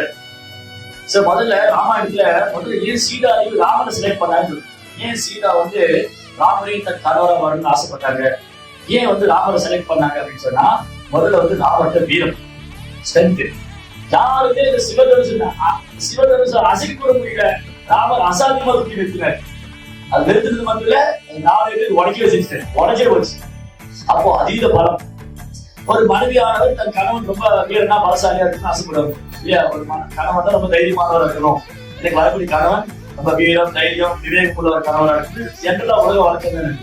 அப்போ சீதாதேவிக்கு வந்து ராமனுடைய வீரத்தை பார்த்த உடனே, ஓ இந்த புருஷன் இவருதான் எனக்கு கணவரா வரணும் அப்படின்னு அன்னைக்கு டிசைன் முடிவு பண்ணார். 2வது சீதாதேவி 2வது காரணம் என்ன நினைக்கிறாங்கன்னா, இந்த ராமருக்கு எவ்வளவு பணிவு இருந்தா, நான் எவ்வளவு அழகான பொண்ணு, என்ன கல்யாணம் பண்ணி எவ்வளவு பேர் கியூல வந்து நிக்கிறாங்க, ஆனா ஒரு அப்பாவுடைய வார்த்தையை கேட்டு நினைச்சா இல்லையா. அப்ப எவ்வளவு பணிவு இருக்கு, இந்த பணிவு இருக்கு. அப்புறம் எந்த நேரத்துல என்ன முடிவெடுக்கணும், எப்படி முடிவெடுக்கணும் ராமருக்கு தெரியும். நான் இந்த நேரத்துல என்ன பண்ணணும், அப்ப அப்பா தான் அனுமதி வாங்கணும், அவருடைய ஆசீர்வாதம் வாங்கணும். சோ ராமனுடைய இன்டெலிஜென்ட், அவருடைய புத்திசாலித்தனம். இவர் வந்து எவ்வளவு பணிவா இருக்காரு, எவ்வளவு புத்திசாலித்தனமா நடந்துக்கிறாரு, அந்த இடத்துக்கும் சூழ்நிலைக்கு தகுந்த மாதிரி நடந்துக்கிறாரு. எங்க என்ன செய்யணும், எது சரி எது தப்புன்னு தெரியுது இல்லையா, அதனால இவர் தானே கணவரா வருது. மூணாவது, இந்த மாதிரி ஒரு அழகான பொண்ணு பார்த்தா யாருதான் மயக்க மாட்டாங்க, யாருதான் அழகா யாருதான் அழகுல மயக்க மாட்டாங்க. ராமருடைய அழகை பார்த்து, சீதையோட அழகை பார்த்து. அப்போ சீதை கூட அழகா இருக்கு கூட ராமருக்கு வந்து செல்ஃப் கண்ட்ரோல் இருக்கான், சுய கட்டுப்பாடு. அவர் வந்து உடனே சீதையோட அழகை இந்த கூட கல்யாணம் சொல்றேன் இல்லையா. அவர் என்ன சொன்னாரு, எங்க அப்பா அவருக்கு நான் பொறுமையா இருக்கேன், அவர் வந்து ஓகே சொன்னா கல்யாணம். அப்போ அவருடைய செல்ஃப் டிசிப்ளின், அவருடைய சுய ஒழுக்கம், இதுதான் தெய்வீகமான குணம். சோ ஒரு பொண்ணு எப்படி கணவனை தேர்ந்தெடுக்கணும் பாருங்க. ஒரு பொண்ணு எப்படி கணவனை தேர்ந்தெடுக்கணும், அந்த கணவன் தர்மத்தை பின்பற்றாரா, அவர் பொருளாதாரம் இருக்கா, அவர் ரொம்ப பணிவானவரா இருக்காங்களா, வேத கொள்கையை பின்பற்றாங்களா, இதெல்லாம் பார்க்க வேண்டியது. இன்னைக்கு எப்படி பொண்ணு மாப்பிள்ளையை பாக்குறாங்க, இவன் எவ்வளவு சம்பாதிக்கிறான், எவ்வளவு கார் வச்சிருக்கான், வீடு சொந்த வீடா, இவன் சம்பளம் வேலை நிரந்தரனால வேலை என்ன போயிடுமா, ஏன் நிறைய சொத்து வச்சிருக்காங்க, அப்புறம் கல்யாணத்துக்கு அவங்க அப்பா அம்மா நம்ம கூட இருக்க கூடாது, இதெல்லாம் கண்டிஷன் ஓகேன்னா நீங்க கல்யாணம் பண்ணி. இது பொண்ணு சொல்றான்.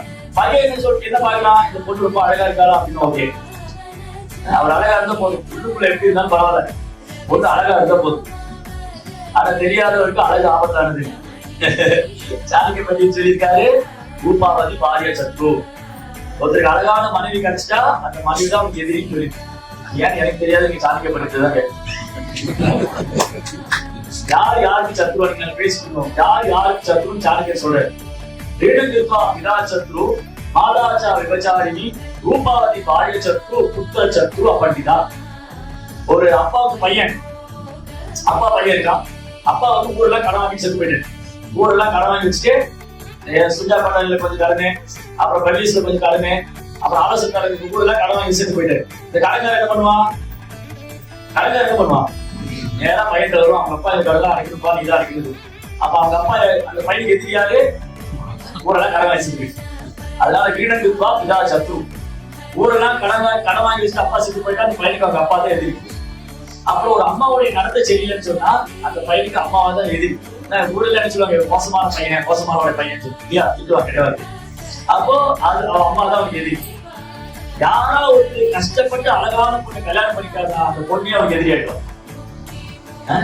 அப்புறம் குழந்தை எல்லாம் பெற்றதுக்கு அப்புறம் அந்த குழந்தைக்கு கிருஷ்ண பக்தி இல்லைன்னா, அந்த பையன் வந்து சாஸ்திர அறிவு இல்லைன்னா, அந்த முட்டாள பையன் தான் அவங்க அப்பாவுக்கு எதிரி, அந்த பெற்றோருக்கு எதிரி. புத்திர சத்ரு அப்படிதான். புத்தனுக்கு நம்ம பிள்ளைகளுக்கு பகவத்கீதை, நம்ம பிள்ளைகளுக்கு வந்து பகவத்கீதை பாகவதம் இதெல்லாம் தெரியலன்னா அவன் அவனையும் விடுவிச்சுக்க முடியாது, நம்மளுக்கு எல்லாம் நடந்துட்டு போக வேண்டியதான். அவன் தன்னையும் விடுவிச்சுக்க முடியாது, பெற்றோரையும் விடுவிக்க முடியாது. அதனால பையனை எதிரியாயிடும். அதனால இங்க வந்து எதன் அடிப்படையில திருமணம் இருக்கணும்னு சொல்லிக்கலாம். எதன் அடிப்படையில திருமணம் இருக்கணும், குணத்தின் அடிப்படையில் இருக்கணும். பொருளாதாரம் பௌத்திகம் ரூபம் அல்ல, நல்ல குணம் இருக்கா. அன்னைக்கெல்லாம் வந்து ஒரு 70, 80, 90 எல்லாம் 1980, 90 எல்லாம் கல்யாணம் பண்ண போனோம்னா விசாரிப்பாங்க. அந்த பொண்ணு வீட்டுக்காரங்க போய் மாப்பிள்ளை வீட்டுல விசாரிப்பாங்க, இந்த பையன் எப்படி, நல்ல ஒழுக்கம் இருக்கா, ஏதாவது கெட்ட பழக்கம் இருக்கா, ஏதாவது கெட்ட சவால் செஞ்சுக்கா, எல்லாம் விசாரிச்சு பொண்ணு கொடுப்பாங்க. அது மாதிரி பையன் வீட்டுல என்ன பண்ணுவாங்க, பொண்ணு வீட்டுல விசாரிப்பாங்க. இன்னைக்கு விசாரிக்க போல தப்பு தப்பா தான் இருக்கும். அதெல்லாம் இதெல்லாம் பாக்குறது இருக்கும். கல்யாணம் பண்ணி வச்சு வேண்டியது என்னவோ இது மாதிரி பண்ணி போட்டா அவ்வளவு முடிச்சு போச்சு இல்லையா. ஆனா நீங்க வந்து ராமாயணத்தை சொல்லி. அப்புறம் இங்க ஒரு கணவன் மனைவி எப்படி இருக்கணும், ராமர் சீதை மாதிரி இருக்கணும். ராமர் வந்து தர்மத்தை ஃபாலோ பண்ணாரு, சீதா வந்து பதிவிரதை. ஒரு பொண்ணு வந்து பதிவிரதை, ஒரு மனைவியானவர் பதிவிரதையா இருக்கணும், கணவர் வந்து தர்மா ஃபாலோ பண்ணணும். கணவர் வந்து தர்மா ஃபாலோ பண்ணணும். அதான் ராமர் சீதை மாதிரி. சோ ராமர் வந்து வாழ்நாள் ஒரே மனைவி தான், சீதை மட்டும்தான், வேற எந்த மனைவியும் ஏற்றுக்க மாட்டேன் அப்படின்னு இருந்தார். சீதாவையும் ராமர் நிழல் போல சொல்றாங்க. அப்போ ஜனகர் என்ன பண்ணாரு, சீதா தேவி கை பிடிச்சு ராமருடைய கையை சீதை கை மேல இருக்கு. சீதா நீ ராமனை பாத்துக்கணும். அப்ப எல்லாருக்கும் ஆச்சரியமா இருக்கு, என்னடா அது பையன் கையில பொண்ணு கொடுத்துட்டு இந்த பையன் சொல்லணும் நீ பொண்ணை பாத்துக்கணும். இப்ப ஜனகர் காரணம் சொல்றாங்க, ஏன் வந்து சீதை நான் ராமரை ஒப்படைச்சேன். பொதுவா ராமர் தான் சீதையை பாத்துக்கணும் இல்லையா, கணவர் தான் மனைவியை பாத்துக்கணும். இங்க என்ன நடக்குதுன்னா, இங்க வந்து சீதை கையில ஜனகர் வந்து சீதை கையை பிடிச்சு ராமர் கையில சீதை கை மேல வச்சு நீ ராமனை பாத்துக்கன்னு சொல்ற. அப்ப என்ன காரணம் சொல்ற, வந்து நான் சீதை கையில ராமர் ஒப்படைச்சேன். முதல்ல வந்து ராமர் நினைக்கலாம், நான் வந்து ஒரு சாதாரண, என்னுடைய பிறப்பு சாதாரண பிறப்பு இல்லை. ராமர் எப்படி பிறந்தாரு? ராமருடைய பிறப்பு எப்படி? ராமர் வந்து சாதாரண மனுஷன் மாதிரி பிறக்கல. அவங்க அப்பா வந்து புத்திரகாமேஷ்டி யாகம் பண்ணி அந்த யாகசாலையில தேவர்கள் வந்து அமிர்தம் கொண்டு வந்து ஒரு தேவ தெய்வீகமான புருஷன் அந்த அமிர்தம் கொண்டு வந்து அந்த அமிர்தம் சாப்பிட்டு அந்த கைகேயி சுபத்ரா கௌசல்யாக்கு அமிர்தம் சாப்பிட்டு அந்த முழுமுதல் கடவுளை குழந்தையா இருக்காரு. முழுமுதல் கடவுளே பகவான் வாசுதேவன் ராமராக, சங்கர்ஷ்ணன் பலராம லட்சுமணனாக, அப்புறம் வந்து அனிருத்தன் பிரத்யும்னர் வந்து பரமசத்துவம், 4 பேருக்கு பகவானே ஆகிறார். அப்ப ராமர் நினைக்கிற என்னுடைய பிறப்பு சாதாரண இல்லை. அப்ப ஜனங்கள் சொல்றாரா, உன் பிறப்பு எப்படி சாதனை இல்லை, அது மாதிரி என் பொண்ணோட பிறப்பு சாதனை, அவன் எந்த வயசுக்குள்ள வரல, அவன் அஜயோனி. அஜயோனினா என்ன அர்த்தம்? ஜனங்கள் சொல்றாரு, என் பொண்ணு சீதா இருக்கா இல்லையா, அவன் எந்த அம்மாவோட கருவுல இருந்து வரல, அவன் பூமியில இருந்து வந்தான். அவன் வந்து அதிர்ஷ்ட தேவதை, அவர் சாட்சாத் லட்சுமி தேவி.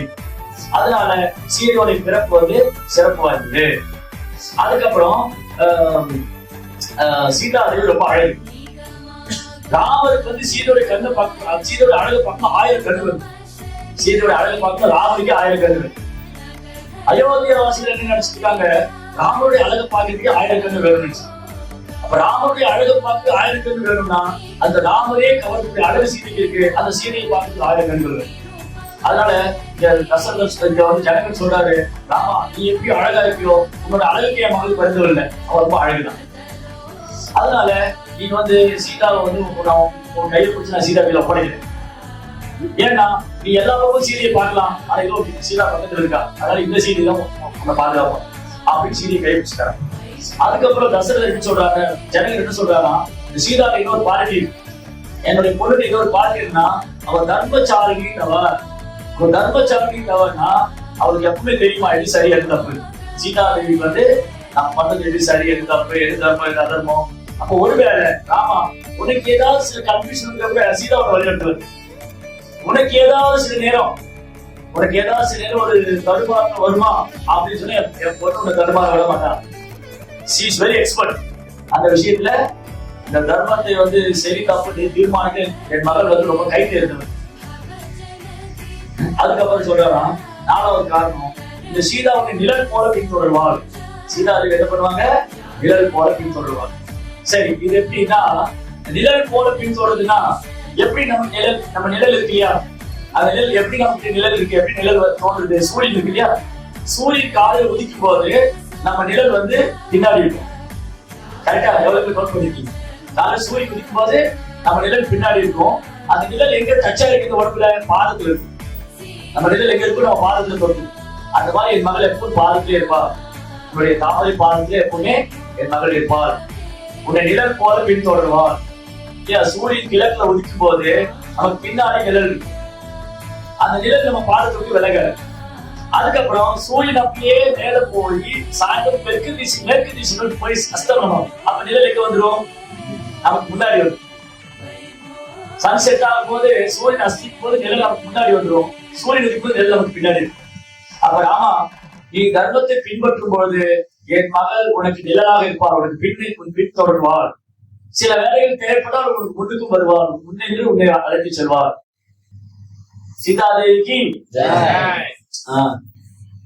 சீதாதேவி பகவானுடைய தாமரை பாதத்துக்கு விலகுதை, பகவானுக்கு சேவை பண்ணிக்கிட்டே இருப்பான்.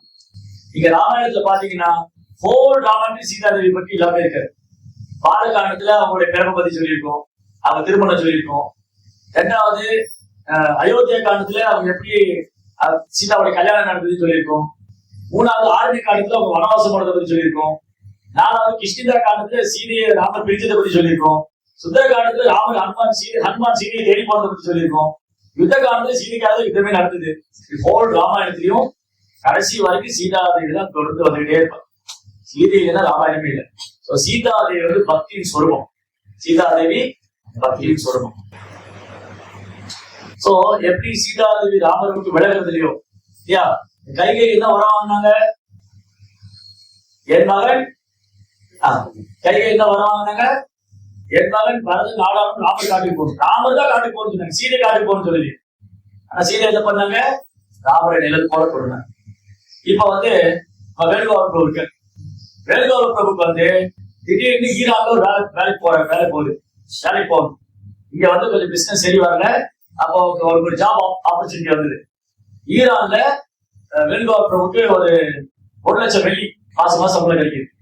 அப்படின்னா அவர் போன வேண்டாம் 1 லட்சம் வெள்ளி கிடைக்கும் போனா ஒரு மாசம். அப்போ அவர் ஈரான் போறாரு வேலைக்கு. அவங்க மனைவி நாடு கூட வரை போவாங்களா? அங்கேயே குண்டு போட்டுட்டு இருக்கான். என் தலையில போட்டா என்ன பண்றது? இவர் வேணா போட்டு நான் போக மாட்டேன், நீங்க வேணா போங்க. 1 லட்சம் வெள்ளி 2 லட்சம் கொண்டு வந்தா அதை வாங்கிக்கிறேன், அதை என்ன கூப்பிடாதீங்க, நீங்க வேணா போயிட்டு வாங்க இல்லையா? நான் வேணா அம்மா வீட்டுல போய் எடுத்துக்கிறேன், நீங்க வந்ததுக்கு அப்புறம் வந்து நான் பாத்துக்கலாம் இல்லையா? அப்ப சீதாதேவி என்ன நினைச்சுக்கலாம், நீங்க வேணா காட்டுக்கு போங்க, நான் இதுல போய் எங்க அப்பா வீட்டுல எடுத்துக்கிறேன், நீங்க திரும்ப வந்ததுக்காக நான் வரேன் சொன்னேன். அந்த சீதை என்ன சொன்னாங்க, நீங்க எங்க இருக்கீங்களோ அதான அயோத்தியா. சீதாதேவி காட்டுக்கு போனதே இல்லை வாழ்க்கையில. அவங்க பாதம், சீதையுடைய தாமரை பாதம் தரையில பட்டது. அவங்க வெளியில போனா பல்லக்குல தூக்கி போவாங்க, வெயில அவங்க மேல படாது. அவங்க பாதம் வந்து காட்டுல வந்து கரண்டு போட்டான பாதையில பட்டதே இல்லை. அப்படி மிதிலையுடைய ராஜகுமாரியா வாழ்ந்தவங்க தாமரைக்கு பின்னாடி நிழல் போக போனாங்க காட்டுல, கரண்டு போட்டான பாதையில. எவ்வளவு பெரிய தப வாழ்க்கை. கணவனுடைய கஷ்டத்துல பங்கெடுத்துக்கிட்டாங்க. இன்னைக்கு கணவர் கஷ்டம்னா மனைவி ஓடிடுவாங்க, இவர் கூட யார் கஷ்டப்படுறது, கல்வியத்துல வந்து ஓடிடுவாங்க. அப்படி ஒருத்தர் கூட நின்னாங்கன்னா அவங்க நல்ல மனைவி. கணவர் கஷ்டப்படும் போது கூட பக்கவளமா நின்னா அவங்க நல்ல மனைவி. இவரை கழிச்சுட்டு நாயே கஷ்டப்படணும்னு போனா அவங்களுக்கு தப வாழ்க்கை இல்ல. ஏன் காந்தாரி என்ன பண்ணாங்க, திருதராசன் கண் பார்வையிலன்னு சொல்லி அவங்க கண்ணு கட்டிட்டு வந்தாங்க. இன்னைக்காவது ஒரு பொண்ணு குள்ளன்னு கல்யாணம் பண்ணிக்குவாங்களா? பையனும் தான், பையன் போய் ஒரு குட்டி பொண்ணை கல்யாணம் பண்ணிக்குவாரா? எந்த பையனும் கண்ணு போன பொண்ணை கல்யாணம் பண்ண தயாரா இல்ல, எந்த பொண்ணு கண்ணு போன பையனை கல்யாணம் பண்ண தயாரா இல்ல. அப்படியே கண்ணு பண்ணி அவனுக்காக கண்ணு கட்டி வாழும் தயாரா இல்லையா? இப்ப இந்த காலத்துல என்ன சொல்லுவாங்களா, ரொம்ப என் கணவனுக்கு கண் பார்வையில பிரபுவாங்க, நானும் கண்ணை போட்டுட்டே இருக்க பிரபு இல்லையா? அப்ப ஒரு காலத்துல எப்படி எல்லாம் வாழ்ந்துருக்காங்க, கணவன் மனைவி அன்பு, அவங்களுக்குள்ள அன்பு பரிமாற்றம், விட்டு கொடுக்குற மனப்பான்மை, சண்டை போடுறது இல்ல, பொய் அலங்காரம் கிடையாது. ஏன் நீ பெரியவனா நான் பெரியவனா பொய் அலங்காரம் கிடையாது. இந்த பிரச்சனைகள்லாம் காரணமே பொய் அலங்காரம் தான். அது குடும்ப வாழ்க்கையாவது ஆன்மீக வாழ்க்கையா இருக்கு. ஆன்மீக வாழ்க்கையில பிரச்சனைக்கான பொய் அலங்காரம். என்ன மாதிரி யாரும் சட்டம் நடத்த முடியாது, என்ன மாதிரி யாரும் பிரச்சாரம் பண்ண முடியாது, என்ன மாதிரி யாரும் பத்துல வர வைக்க முடியாது, பொய் அலங்காரம். அதே மாதிரி என் மனைவி நான் தான் பாத்துக்கிறேன், பொய் அலங்காரம். என் கணவருக்கு நான் தான் சேவை செய்யணும், பொய் அலங்காரம். அப்போ இந்த ஜட உலகத்துல நாம் மேலும் மேலும் கஷ்டப்படுறது என்ன காரணம்? பொய்யங்காரம். இந்த பொய்யங்காரத்தை விட்டாலும் விசார போக முடியாது. இந்த பொய்யங்காரத்தை விடாத வரைக்கும் விசார போக முடியாது. அப்ப நமக்கு உண்மையான அகங்காரம் இருக்கு, 2 அகங்காரம் இருக்கு. ஒண்ணு பொய்யங்காரம், உண்மையான அகங்காரம். பொய்யங்காரம் என்னது? நான் தான் நானேதான். இது பொய்யங்காரம். நான் இந்த உடல், நான் இந்த கோயில் தலைவன், நான் இந்த குடும்ப தலைவன், இதெல்லாம் பொய்யங்காரம். உண்மையான அகங்காரம் என்னது?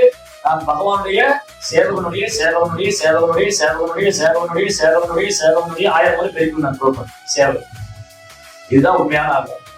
இந்த சேவை மனப்பான்மை வராத வரைக்கும் நமக்கு சார் போக முடியாது. லட்சுமணனுக்கு சேவை மனப்பான்மை இருந்தது, சீதாதேவி, ஹனுமான், இவங்களுக்குள்ள கர்வமே கிடையாது. ஹனுமானுக்கு இல்லாத பலமா? ஆனா ஹனுமான் ரொம்ப பணிவார். சுக்ரீவனோட பலசாலி ஹனுமான் இல்லையா? ராமாயணத்துல பாருங்க, சுக்ரீவன் பலசாலி, ஹனுமான் பலசாலி. ஆனா சுக்ரீவன் யாரோட மினிஸ்டரா இருந்தாரு? சாரி, ஹனுமான் சுக்ரீவனோட மினிஸ்டரா இருக்கு. ஆனா ஹனுமானுக்கு சுக்ரீவனோட பலம் அதிகம். ஆனா ஹனுமான் ரொம்ப பணிவார், சுக்ரீவன் சொன்னாதான் செய்யுது. அதனால இந்த பணிவு மனப்பான்மை தான் கிருஷ்ணர் கவல். இந்த பணிவு மனப்பான்மை வந்தா மட்டும்தான் நம்மளால தொடர்ந்து ஜெபம் பண்ண முடியும். செய்யணும் சொல்றேன்.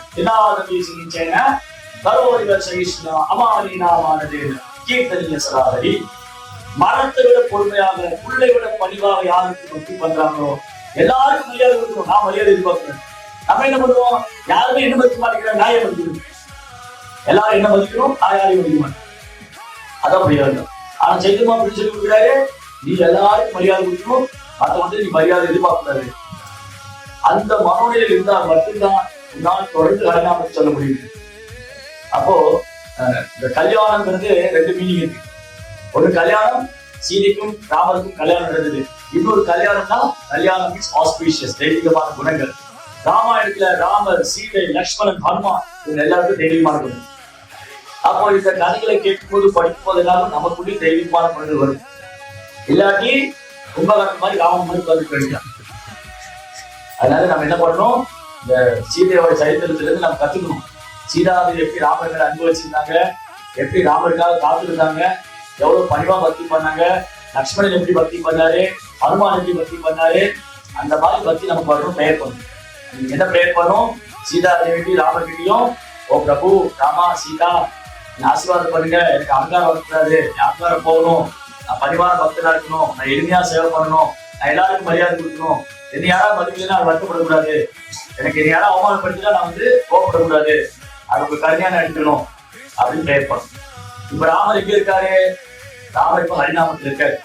கலியுகத்துல ராமர் இப்ப ஹரிநாமத்தில் இருக்காரு. ஹரே கிருஷ்ணா ஹரே கிருஷ்ணா கிருஷ்ண கிருஷ்ணா ஹரே ஹரே, ஹரே ராம் ராம ராம் ஹரே ஹரே. நாம ஜெபம் பண்ணும்போது பிரார்த்தனை பண்ணணும். ஓ நாம பிரபு ஹரே கிருஷ்ணா மகாமந்திரத்துக்கு பிரார்த்தனை பண்ணுவோம். மகாமந்திரம், பிரபுவே நான் நாமத்தை சொல்றேன், எனக்கு இந்த நாமத்துல ருச்சி வரணும், ரொம்ப பணிவான பக்தனாகணும், எனக்கு பொறுமை வரணும், எனக்கு கோபம் வரக்கூடாது, சகிப்பு தன்மை வரணும், என் நேரம் அவமானப்படுத்த எனக்கு கோபம் வரக்கூடாது, நான் சிரிச்சுக்கிட்டே இருக்கணும் அப்படின்னு ப்ரேயர் பண்ணும். ரைட்? ஹரே கிருஷ்ணா. ஹரே கிருஷ்ணா. ஜெய் ஸ்ரீ கோபால் கி ஜெய்.